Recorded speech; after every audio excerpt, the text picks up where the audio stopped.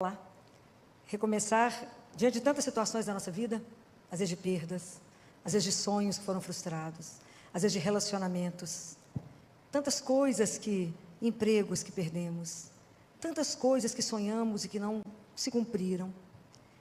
Possível, é como a imagem dos discípulos quando Jesus é morto, e eles estão desolados, desorientados, confugindo o mar. Né? Então, às vezes, a imagem que a gente está também desolada, desorientada, não sabe qual caminho tomar. E Jesus aparece de manhã, não é? E quando Jesus chega, tudo muda. E Ele sempre sussurra no nosso ouvido que é possível recomeçar. Então, eu falava para vocês a semana passada que a gente precisa de palavras benditas, né? De palavras que sejam ditas para nós, para que a gente possa ter a coragem, ter o desafio de falar, eu posso recomeçar. Eu não preciso ficar sentado como vitimista da minha história, mas eu posso escrever um novo capítulo. Eu posso recomeçar. Porque Jesus nos dá a garantia da presença dEle conosco. E se Ele está presente, o nosso coração já se inflama. Então, nós vimos que a gente precisa da esperança e da confiança. São duas palavras. Que a gente precisa tomar a coragem de colocar o pé de novo na estrada e de entender que a vida te chama agora. A vida não te chama para amanhã, é para hoje. Então, quando a vida gritar por você, responda, presente. Eu estou presente. Aí é esse momento que a vida me chama. Porque a gente não pode andar arrastando a esperança, naquele cansaço, sabe? Fala, estou cansada de esperar. Que nada, nós temos que estar renovados a cada dia, na certeza de uma presença que nos acompanha. Então, na confiança e na esperança, nós vimos que a confiança e a esperança do cristão tem um nome, que é Jesus. Essa é a nossa esperança, não é? Essa é a nossa certeza da nossa caminhada, a certeza de sermos conhecidos e amados. Mas além dessas duas palavras que nós conversamos muito semana passada, nós temos mais 3 palavras que são necessárias no caminho para que a gente consiga voltar a caminhar. Então, a terceira palavra que a gente precisa é de reconciliação. São Paulo fala assim, em nome de Jesus eu vos peço, reconciliai-vos com Deus. Reconciliai-vos convosco e com o outro.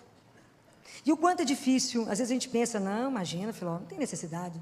Mas às vezes a gente perde alguém que a gente ama, e a primeira reação nossa é falar, eu briguei com Deus, estou de mal dele, porque Ele me tirou. Me tirou quem? De quem somos dono? Nós temos uma interpretação errada, não é? De que somos dono? Não somos dono de nada.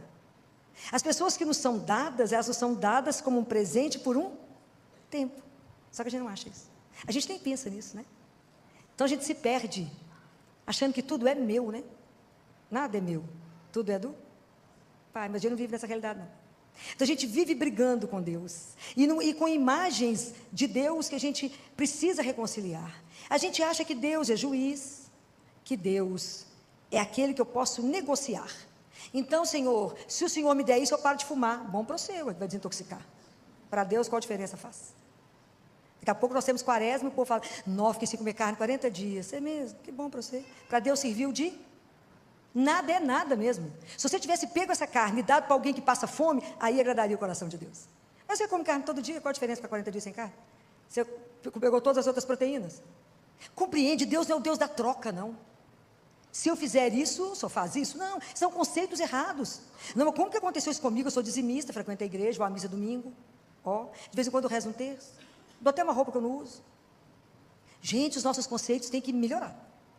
Até entender que eu tenho um pai, né? Aquilo que eu falei semana passada, que sonhou comigo antes da criação do mundo, que contou todos os fios de cabelo da nossa cabeça, e não cai nenhum sem que Ele permita. Que me ama incondicionalmente, que me aceita. Mesmo na miséria, Ele me aceita do jeito que eu sou. Do jeito que eu estou, na verdade, porque Ele tem um sonho para mim. É diferente. Então eu preciso reconciliar com Ele. Eu preciso entender que Deus não está contra mim, Ele está a meu favor. Ok? Deus me ama. Se a gente não caminhar baseado nesse amor incondicional, a vida nossa, se ela não estiver sustentada por esse amor, a gente não vai andar. Porque os problemas vão chegar para todos nós. O que me sustenta é a certeza de que minha vida não é um acaso. Ela tem um propósito. A vida é bem-aventurada. Apesar de eu estar vivendo um momento difícil agora, mas eu não estou sozinha, eu estou acompanhada. Essa certeza, essa é a fé que tem que deixar o nosso coração nutrido, alimentado, com coragem de começar de manhã. Então eu preciso me reconciliar comigo. E às vezes eu falo, não, mas como é que você faz uma dessa e erra desse jeito? Mas como é que você caiu nisso? Não, você é um fracassado, não, você não dará conta, você é um infeliz, nada vai dar certo. Eu já tinha te avisado que não ia dar certo, isso é a gente com a gente mesmo. São tantas vozes conosco que te destrói, que te humilha, que te põe para baixo, que te não dá coragem de levantar. Não é fácil aceitar que a gente é frágil. Não é fácil aceitar que a gente é finito. Não é fácil a gente ter uma sensação de onipotência. Quem adoece é o outro, quem morre é o outro, quem morre é o desavisado. Eu não, comigo nada acontece, eu sou bacana. Não, nós somos todos vulneráveis. Todos nós dependemos uns dos outros. Todos nós vamos viver a finitude. Todos nós, às vezes, caminhamos uma solidão. Então é preciso entender que somos assim. Não sou aquela imagem que eu gostaria de ser. Às vezes eu tenho que abraçar aquilo que eu não acolho bem em mim. Sem máscara, ok? Não adianta disfarçar, ter uma aparência e de atrás da aparência está podre. Então melhor assumir como somos. E saber que somos dependentes dele para tudo. Reconcilia com Deus, reconcilie com você, reconcilie com o irmão. E isso é tão interessante que está numa passagem da Bíblia em Marcos 1. Lembra quando Jesus entra? Ele entra numa sinagoga no sábado, que está em Cafarnaum. Quando ele entra, estava lá, a turma estava rezando. E essa pessoa que estava lá rezava. O que ele foi fazer na sinagoga? Foi lá porque ele rezava. E na hora que ele entra, um homem possuído de um espírito gritou, impuro gritou: que queres de nós, Jesus Nazareno? Viestes para nos arruinar. Sei que tu és o Santo de Deus. Às vezes a gente pensa assim: mas Jesus vai se preocupar com a minha vida cotidiana? Ele vai se interessar, por que você quer vir fazer na minha vida, Jesus? Ele se interessa sim, pelo nosso nada, pela nossa rotina ali, tão pequena, tão miserável. Fazemos uma vidinha tão mais ou menos. E ele se interessa, caminha junto conosco. Vamos ver que hora que essa pessoa percebe que eu caminho junto dela. De que a gente perceber isso é extraordinário. Mas quando a gente não percebe, ele tem uma paciência impressionante. Quando é que nós vamos entender que o centro do cristão, o centro da nossa religião, não está na culpa, mas está no amor que veio buscar aqueles que se perderam? Se vocês nunca se sentiram perdidos, como aquele pastor que foi atrás de você, lá naqueles caminhos, colocou você no ombro e te carregou. É um amor sem medida, desmedido. Deus amou sem medida, olha a cruz. Amor sem medida a cada um de nós, até o dia que a gente olhar para essa cruz e falar: foi por minha causa que ele viveu isso, foi por mim que ele morreu. Essa frase é um impacto de muita conversão, quando você conseguir olhar diante da cruz e falar: foi por minha causa que ele fez isso, foi por amor a mim, porque ele tem amor, a minha vida que será eterna. Quando a gente não entender isso, então essas tanto de vozes em nós vai nos perturbando, vai tirando você do seu centro, vai minando a sua relação com Deus. Vai falando: você não vai a lugar nenhum. Quem você pensa que você é? Porque já tem a turma que já fala isso com você. Mas a turma, você com essas vozes dentro de você mesmo, isso te destrói. Então por isso que Jesus fala: cala-te e sai dele. Nós temos que ter coragem de abafar essas vozes que ficam perturbando a nossa vida. E te diminuindo, te desorientando, te fazendo com que você fique pior do que você já estava.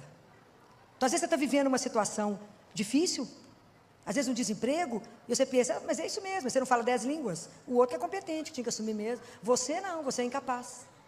Você não tem competência, o outro é que é competente. Mas você não tem a beleza do outro, o outro é que tem a beleza. Preste atenção como é que a gente se destrói. E, na verdade, a gente deveria, quando a gente compreende que Deus não está contrário, mas é meu favor, e que Ele me ama, eu falo: pode parar de falar bobagem? Porque eu tenho um pai que me ama. Então, se hoje eu perdi o emprego, é porque o meu tempo nesse lugar encerrou. Mas Deus, que é o meu pai, meu Senhor, tem um outro projeto, Ele precisa de mim em outro lugar. É mais leve? É diferente. É diferente do que eu tentar me arruinar. É diferente de eu tentar ficar nutrindo em mim, então, uma mágoa e um desejo de vingança. Falar: fulano me traiu, mas eu vou vingar. Põe fogo na loja, mata o outro. Não. Até eu entender, né, gente, assim, eu sei que traição é uma das coisas mais difíceis de viver, adultério é uma das coisas mais difíceis de viver, mas quando a gente amadurece mais na vida, a gente pensa que o que mais livre une, o que é de mais libertador, a maior liberdade que pode unir duas pessoas é o amor. Eu não posso obrigar ninguém a me amar. Posso? Não. No meio de uma multidão dessa, eu olho para a pessoa e falo: é esse. Eu olho para a pessoa e falo: é ela. E isso um dia nós fizemos uma aliança de amor. E por alguma razão, se essa pessoa desistiu, que pode ter sido o homem ou a mulher, desistiu de caminhar, eu não posso mendigar. Não se mendiga amor. Não se mendiga atenção. Não se mendiga afeto. Porque eu sou filha do Altíssimo. Mas também não tem que matar o outro nem vingar.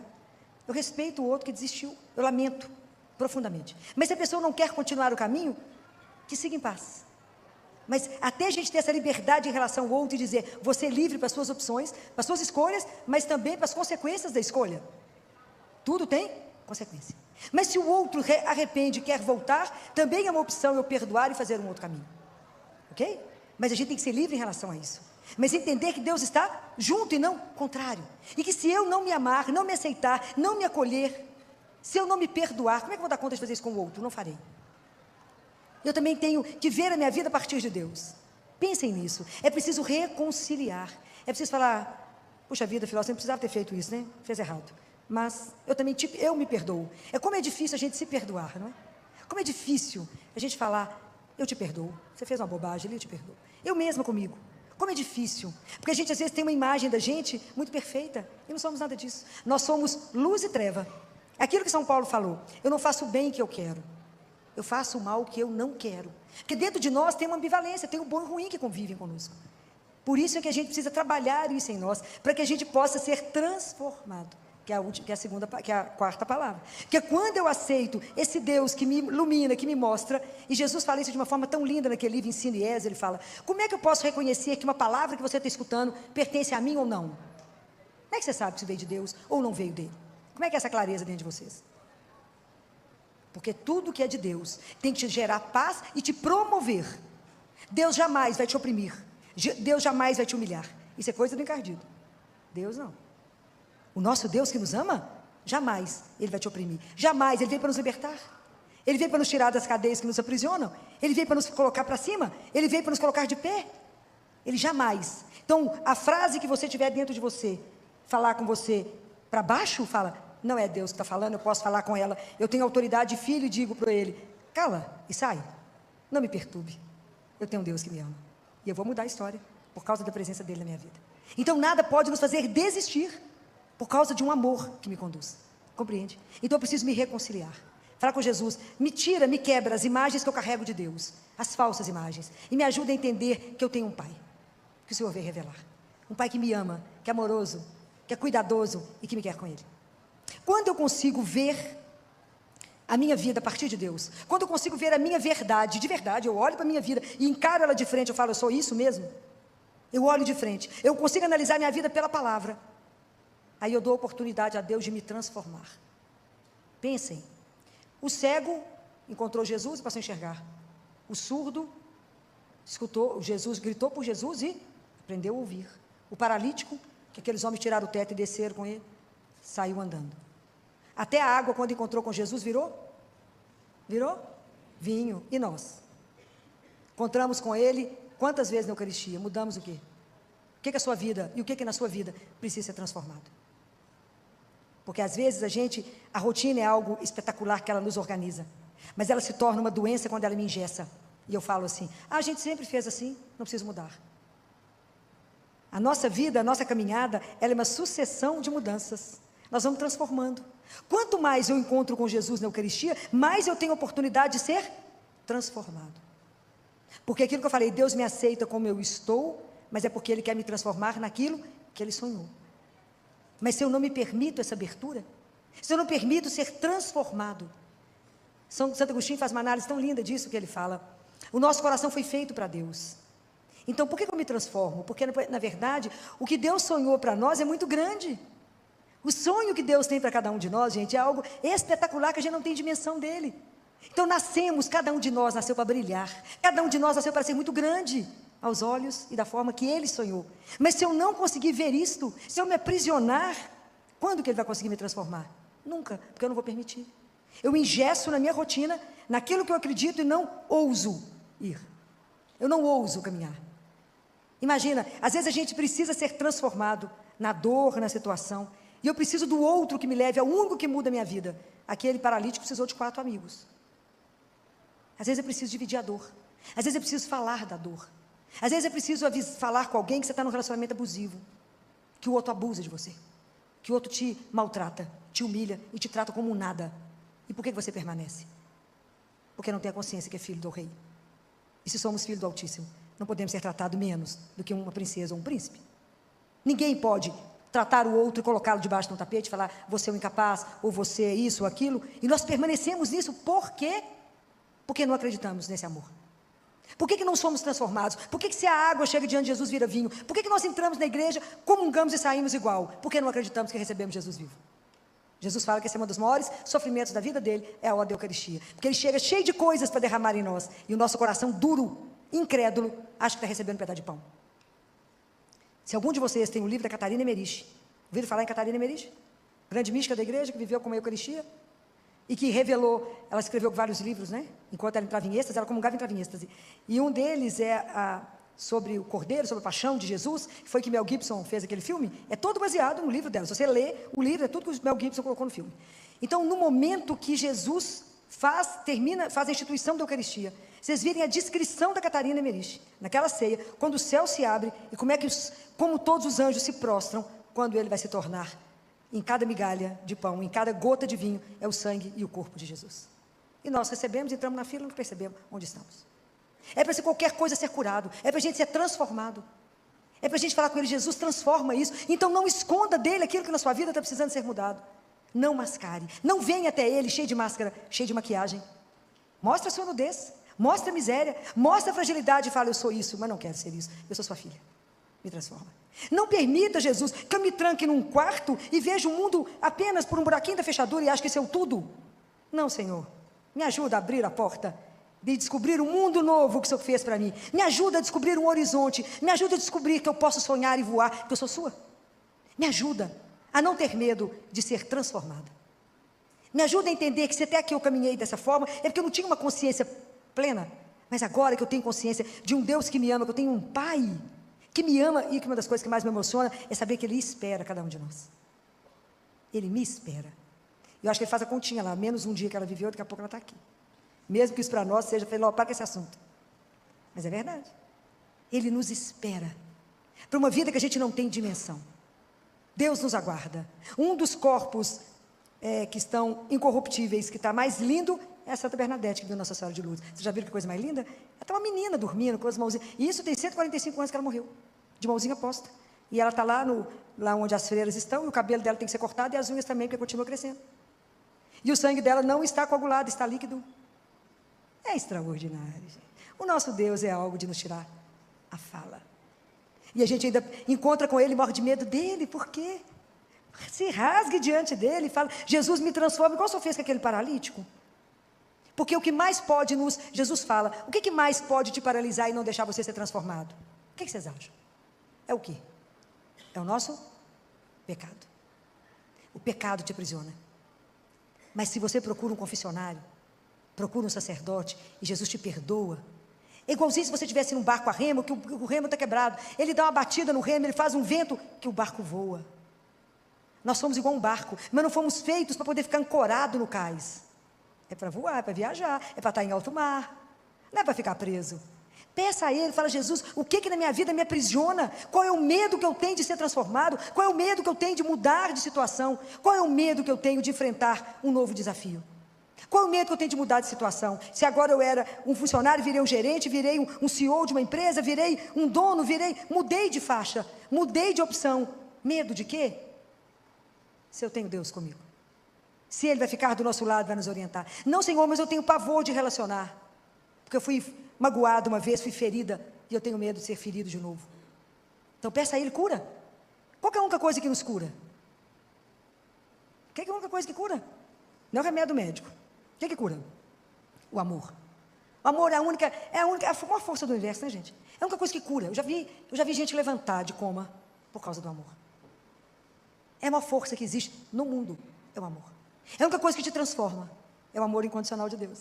É quando você se sente amado de uma tal forma, que você é restaurado. Ele fala: aos olhos do mundo a gente pode não valer nada, menos um, mas para Ele, nós somos 100%. Porque Ele morreu por nós. Isso é algo para pensar. São as 3 coisas que Deus nos deu para a gente contemplar em silêncio: a cruz, a Eucaristia e a Virgem Maria. São 3 grandes mistérios para pensar, para admirar, para olhar e para ver o que a gente aprende. Então, o dia que vocês entenderem esse amor, confiar nesse amor incondicional, é claro que eu vou querer ser transformada. Fala: Jesus, olha a minha vida sob o seu olhar. E o que precisa ser mudado? O que na minha vida eu vivo que não te agrada? Em que ponto eu estou da minha vida que eu não caminho como eu deveria caminhar, sendo filho de Deus? Pensa qual situação da sua vida que não agrada a Deus. Pensa em qual situação você gostaria que estivesse cursando diferente. E tenha coragem de entregar para Ele. Porque Jesus é tão doce, que até a transformação que Ele faz em nós é doce, é suave. Deus não nos agride. Ele nos espera. Ele espera a hora que a gente já está amadurecendo, está pronto. Acho que só Nossa Senhora que foi e fez uma transformação louca, porque Ele pegou ela pela mão e fez ela correr. Ela começou como uma menina, e teve que amadurecer, e tudo que ela conhecia, ela teve que viver de uma forma tão intensa. Mas Deus vai agir na nossa vida à medida que você permitir. Pense nisso cada vez que entrar para a Eucaristia. Fala, Jesus, eu venho impuro aqui. Me transforma, me faça capaz de fazer o bem, porque o bem não habita em mim. Então eu não sou capaz, por mais que eu queira fazer o bem, eu dependo do Senhor para fazer o bem. Essa é a carta que está nos Hebreus, que nós lemos no sábado. É Deus que nos faz apto a fazer o bem, porque a gente sozinho não é capaz de nada. Sem mim, nada. Mas é o amor dele, a bondade, é o poder que pode nos fazer o bem. Quantas atitudes nós podemos transformar a partir do momento que eu me reconcilio, a partir do momento que eu perdoo alguém. Isso é extraordinário. O perdão só pode vir de Deus, porque a gente, do ponto de vista humano, a gente não perdoa, a gente traça vingança. Fala, mas eu vou te pegar na reta. Deus fala, nada, vem cá, querido, deixa eu te ensinar um outro caminho. Mas é Ele que transforma, é Ele que me faz ver a minha vida sob um outro olhar. E aí é tão interessante tudo isso, porque à medida que eu vou tomando consciência daquilo que sou um filho amado, e que vivo uma situação difícil, e que eu descubro que eu posso mudar a minha história e caminhar diferente, a última palavra é a inquietação. Por que o ser humano é inquieto? Porque a gente tem processo de transformação. Então é belíssimo quando vocês lerem em João capítulo 1, quando Jesus faz uma pergunta, porque vocês imaginam, os discípulos de João estavam com ele, João Batista, Jesus passa, ele fala, eis o Cordeiro de Deus.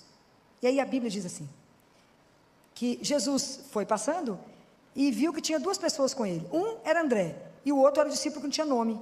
Quem era o outro discípulo que não tinha nome? Você, sou eu. Que vai atrás dele, e a primeira fala de Jesus, a primeira pergunta, Jesus fez 217 perguntas na Bíblia. E a primeira que ele faz é, que procurais? Essa é uma palavra para você hoje. O que você procura quando você vem aqui? O que você procura quando você vai rezar? O que procurais? Qual é a pior coisa que pode acontecer na sua vida? Fala, ficar pobre, filho. Perdeu o emprego. O que é a pior coisa que pode acontecer na sua vida? É perder o desejo de Deus. É perder o desejo de caminhar, de ter uma paixão, de viver uma vida com sentido. Sabe quando a gente se acomoda naquilo e se arrasta, e a pessoa fala com você, o que você tem? Você fala, nada. Você está triste? Não. O que aconteceu? Nada. O que você quer? Nada. Misericórdia. Isso é assídia. É aquela pessoa que não deseja nada, aquela vida, é o que eu falo de água de chuchurrala, aquela coisa que não tem sal nem tem açúcar, aquela coisa sonsa, insonsa, pelo amor de Deus. A vida tem que ter paixão. Se o Evangelho não fizer você ter paixão, não te revirar, por isso que o livro mais de inquietude que existe chama Evangelho. É a Bíblia, porque Jesus está sempre te questionando, Ele está sempre fazendo uma pergunta, o que você procura? É muito grave se a gente for sequestrado pelo consumismo, que faz com que você ache que o seu desejo está resumido naquilo que o dinheiro te dá. É muito pobre. É muito pobre. Se achar que aquilo que eu possuo na mão é o desejo que resume a minha vida, é pouco demais. É muito triste uma pessoa que não deseja nada, uma pessoa que não quer nada, uma pessoa que fala, tanto faz chover, eu fazer só. Pelo amor de Deus, tem que ter energia na vida, tem que ter paixão pela vida, tem que ter paixão pela causa de Jesus, tem que ter paixão para viver uma vida que o agrade, tem que ter paixão para chegar no céu, tem que ter paixão para fazer de tudo para não passar pelo purgatório, tem que ter uma paixão para viver tudo isso, viver a nossa fé, e se precisar ir até o sangue, por Ele, mas somente por Ele, por mais ninguém. Quando naquela festa de Cristo Rei, que tem uma revolução que pega o pessoal, que eram famosos cristeiros, que pega uma criança e um tio dele fala com ele, um menino de 11 anos, fala por favor, que vivo na época um presidente de um país, e o tio dele fala, por favor, fale isso. Aí na hora que vão pegar o menino, ele fala, fale, o que você tem que dizer? Ele fala, viva Cristo Rei. E é morto. Era uma criança. Será que a gente tem coragem? Então, qual a pior coisa que pode acontecer? Eu não saber o que eu desejo. Então, quando Jesus vira para trás e pergunta hoje no seu olho, o que procurais? Agora que você precisa recomeçar a sua vida, seja por uma infidelidade, seja porque você desistiu de alguma coisa, seja porque perdeu alguém, seja, não fique parado no dia da dor, não fique parado no dia que você descobriu a traição, não fique parado no momento que alguém morreu, não fique parado no dia que você perdeu o emprego, levanta. Quando Jesus, ele pega o paralítico, ele fala com ele, de pé. Essa é a palavra da ressurreição. Essa é a palavra que Ele quer dizer para cada um de nós. De pé, eu não te fiz para ficar deitado. Você é minha imagem, a minha semelhança. Anda como meu filho, na minha presença. Porque eu estou aqui. Então eu garanto a minha presença. Eu te abençoo, eu te conduzo, eu não te abandono, eu não te traio. Apesar das suas infidelidades, todo dia. A gente tem que falar com Ele todo dia de manhã. Jesus, eu chego no espelho e falo com Ele, Jesus está me vendo? Está entendendo? Sou eu mesmo. Olha para mim. Presta bem atenção como é que eu estou vestido, para você não me perder no meio do povo. Porque vai que você me perde. E se o Senhor não ficar, prestar atenção, eu te perco, eu te traio, por muito menos que 20 moedas. eu te traio facinho, se você não ficar perto. Fica de olho em mim, que eu não presto. Tem que falar isso com ele todo dia de manhã. Porque o mundo te seduz. E você deixa Jesus facinho. Fala com ele, daqui a pouco eu volto, tá? É assim. Então até termos consciência que de verdade, o propósito de Deus na vida de cada um de nós é algo extraordinário. Que Deus nos fez para uma coisa muito grande que a gente não tem dimensão. Que somos filhos amados, sonhados e desejados. E isso, se não ficar gravado no seu coração, o vento que bater te derruba. Não pode, a gente não é derrubado por causa dele. Ele que nos sustenta. É essa certeza absoluta que vai te manter no caminho. Então eu posso recomeçar quando Jesus sussurra no seu ouvido. A história não acabou. Lembra dos lençóis dobrados? Quando Madalena chega no sepulcro e Jesus não está lá. O sepulcro está vazio. Isso é extraordinário. O sepulcro está vazio porque a história não acabou. Tem muito por vir. Por isso que Madalena não encontrou um sepulcro habitado. Era como se Jesus deixou tudo dobradinho e falou, daqui a pouco eu volto. A história não acabou. É isso que tem que nos manter, porque ele pode chegar a qualquer hora. É isso que tem que manter a minha vida em vigilância, em atenção à presença de um Deus que eu caminho com ele. Aquilo que Zacarias falou, que eu possa andar na vossa santíssima presença, em santidade e justiça, todos os momentos da minha vida. Sabendo que eu estou com ele, olhado por ele, amado por ele, e voltando para a casa dele. Que eu vim do amor e volto para o amor. Essa consciência tem que permear a nossa vida, senão os problemas de cada dia nos destroem. Mas é importante que a gente compreenda que em cada manhã eu recomeço. Todos os dias a gente tem problema, ok? Todos. Não há vida sem conflito, não há vida sem crise, não há. Mas eu posso transformar. A vida sem crise é aquela vida, sabe aquela água parada? Aquilo não motiva ninguém, aquilo não faz ninguém crescer, aquilo não faz ninguém acordar para um desafio e falar, mas por causa dele, eu venço. Compreenda, a gente tem que ter coragem de enfrentar o mundo por causa dele. Essa vida sem desejo, essa atonia da alma, isso é um desastre que pode acontecer na vida de um cristão. Não ter paixão pelo Senhor teu Deus. Não ter paixão para viver as coisas. E hoje vocês pensem nessa frase. Que procurais? Qual é o desejo mais profundo da sua alma? Fala, filho, eu nunca pensei nisso. Que bom que hoje pensa. Que procurais? Quem é você? Pare e pensa. Não se defina pela sua profissão. Mas se defina quando você não tiver nada. Inclusive se estiver nu. Não na roupa, na alma. Compreenda isso. Quem sou eu? Que mistério é esse da minha vida? Que mistério é esse de um Deus que me ama, que me convidou à existência, que me presenteou com tantas pessoas, com tantos talentos, e me colocou aqui para poder caminhar com eles? Mas voltar um dia para casa. Mas não vou levar nada do que ele me presenteou aqui, não é? Tudo aqui eu deixo. Mas vou levar somente o quê? O que eu levo? Qual é a única coisa que eu vou poder levar para Jesus? Somente o amor que eu tiver vivido. Mais nada. Mais nada. Por isso a gente tem que pedir a ele, me dê a graça de te amar mais. Vocês já pediram isso para ele?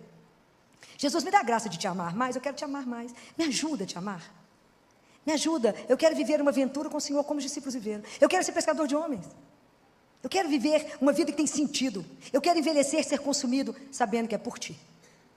Eu quero, quando ele perguntou para os discípulos, que procurais? Ele falou, venha ver. Será que a gente tem coragem de ir? Venha ver, caminhe comigo. Ande na minha presença. A gente não pode ficar paralisado. Vamos pedir a Jesus hoje que nos liberte. Às vezes do dia da dor, de uma notícia que me paralisou, de um medo que eu tenho. Fala, Jesus, todo obstáculo à transformação são os meus medos, é a minha paralisia. Me tira da paralisia, como se o Senhor tirou aquele paralítico que estava numa cama e o Senhor depois ele para andar. Faz isso comigo, põe minha vida em movimento, faz com que o Espírito faça com que minha vida esteja em movimento. Aquilo que, quando Bernadette ela foi avaliada por uma equipe de Roma, né? O Vaticano mandou uma equipe de homens, de cardeais, para poder avaliar Elizabeth, para ver se ela não estava mentindo, se ela não estava imaginando. E aí um deles, no final, pergunta para ela, como é que você sabia que você tinha que ir na gruta? Ela falou, eu não tenho palavras para decidir, para explicar. Mas depois ela falou, eu não sei explicar direito. Depois ela explicou, eu acho que eu sei explicar, é o vento. O vento que me levava. Quem é o vento? É o Espírito Santo de Deus. A nossa vida tem que ser movimento. A vida cristã não pode ser parada, não pode ser morta, não pode ser uma água parada como o mar morto. Senão você vê que não tem nem peixe quando gera vida. A nossa vida tem que gerar vida. A nossa vida tem um propósito. Nós temos que lembrar que a nossa vida foi feita para algo muito maior. Então não é uma traição que me põe no chão. Não é uma infidelidade que me destrói. Não é um desemprego que me destrói. Não é porque eu fiquei quebrado financeiramente que me destrói. Não é isso que me destrói. A minha vida tem um propósito maior. Isso vocês têm que saber. Qual é esse propósito? Você vai descobrir diante dele, com ele, diante da palavra dele, em cada eucaristia que você tiver. Fala com ele, vai fazendo na minha vida aquilo que um dia o Senhor sonhou. Me ajuda a ser o seu sonho de amor. Me ajuda. Eu quero amar mais, eu quero viver mais a verdade. Vamos pedir a Nossa Senhora que nos ajude a esse abandono nas mãos de Deus, esse abandono de viver a vontade dEle. E aí, para me encerrar, eu quero terminar com a palavra de Isaías, que está em Isaías 35, porque às vezes a gente chega aqui tão abatido, e às vezes, quando a gente vive uma situação muito difícil na vida, e que a gente às vezes não quer recomeçar, a gente quer desistir, a gente fala, porque a pior coisa que pode acontecer na nossa vida, não é quando ninguém te espera mais, quando você vai chegar em casa, mas você não espera mais nada da vida. Achar que a música já acabou, que os jogos já encerraram, e você espera, assim, como angústia, o fim que não chega. Não, Deus não nos fez para isso, de jeito nenhum. Deus nos fez para muito mais, né? É algo extraordinário na nossa vida, né, gente? Deus pega a gente assim do nada, né? E faz algo que ninguém pode pensar que Ele faria. Por isso Ele é Deus. De todo mal, Deus tira um bem. Se não fosse assim, Ele não seria o Todo-Poderoso. Quando a gente pensa que acabou, Ele fala, nada, bom, só está começando. Deixa eu fazer para você ver. Deixa agora eu ser o protagonista. Eu falo que a melhor parte da nossa vida é quando a gente fala, não, agora não dou conta de fazer mais nada. Eu falo, uau, agora chegou a vez dele. Agora é a vez da coisa brilhar. Agora é a vez de fazer uma história completamente diferente. Uma coisa que ninguém pensou. Claro que não, porque Ele que é Deus. Então, vamos pedir a Ele a graça de ser criança, a graça dessa confiança incondicional, a graça desse abandono e falar, eu creio que o Senhor me amou, por isso me criou, e que o Senhor tem um projeto imenso para mim. Então, independente da situação de sofrimento que eu estou vivendo, hoje, eu posso recomeçar, porque o Senhor é meu Deus. Então, a palavra de Isaías é, quando ele diz, fortaleceis as mãos abatidas, revigorai os joelhos cambaleantes, dizei aos corações deprimidos, sede fortes, não temais, eis vosso Deus. E ele diz, ele quer nos dizer que o nosso jugo está encerrado. Deus veio para nos libertar. Não tenha medo de viver essa confiança incondicional em Deus. Seja de onde você estiver, a mão de Deus não é curta para te ajudar. E nós queremos encerrar com a mesma música da semana passada. Não há noite mais escura, não existe, que possa impedir um novo dia de amanhecer. Sede corajosos, fiquem de pé, para que vocês possam caminhar na verdade, diante daquele que nos criou. Ano novo, repleto da graça de Deus.